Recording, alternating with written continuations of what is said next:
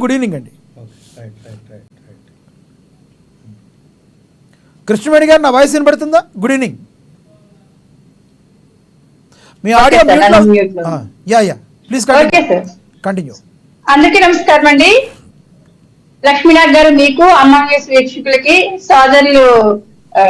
సోదరి గారికి, అలాగే మోహన్ రెడ్డి గారికి కూడా నమస్కారం అండి. గుడ్ ఈవినింగ్ అండి.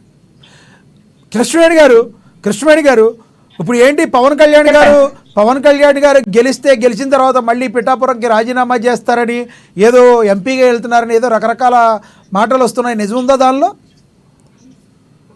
అవన్నీ అవాస్తవాలండి. ఎందుకంటే రేపు ఖచ్చితంగా కూటమి గెలుపు రాబోతుంది. అలాగే పవన్ కళ్యాణ్ గారు అఖండమైనటువంటి మెజారిటీతో గెలవబోతున్నారు. కాబట్టి ఇవన్నీ ఫాల్స్ న్యూస్ అండి.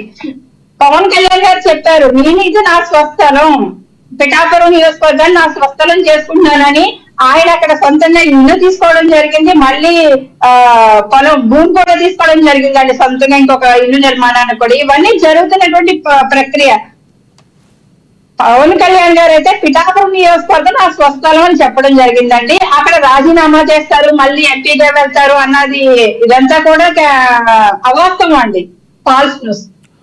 ఓకే కృష్ణవేణి గారు, ఏంటి రేపు ఎన్ని సీట్లు గెలవబోతున్నారు? జనసేన ఎన్ని గెలవబోతుంది, మరి టీడీపీ ఎన్ని గెలవబోతుంది, బీజేపీ ఎన్ని గెలవబోతుంది, మీరు వైసీపీ ఎన్ని గెలవబోతుంది అనుకుంటున్నారు?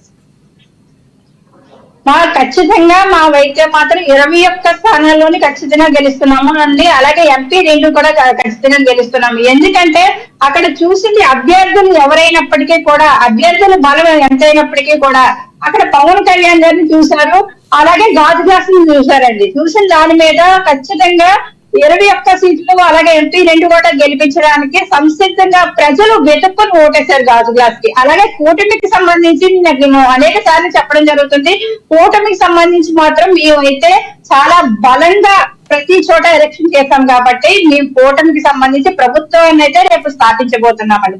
సజ్జల గారు చెప్తున్నారు 11 గంటలకల్లా రిజల్ట్ వచ్చేస్తుంది, తేలిపోతుంది, మనం సంబరాలకు సిద్ధం అవ్వాలనేసి. ఆల్రెడీ మేము సంబరాలకు సిద్ధం అయిపోయామండి. వాళ్ళకిలాగా ప్రెస్ మీట్లు పెట్టో, లేకపోతే పెద్ద పెద్ద స్టేజ్లో ఏర్పాట్లు చేసుకుంటూ భోజనాలు మెనూలో రిలీజ్ చేయలేదు కానండి. మేమైతే మాత్రం కూటమి ప్రభుత్వాన్ని స్థాపించబోతుందని ప్రజలు పండుగ చేసుకుంటారండి. రేపు పిఠాపురంలో కానీ రాష్ట్ర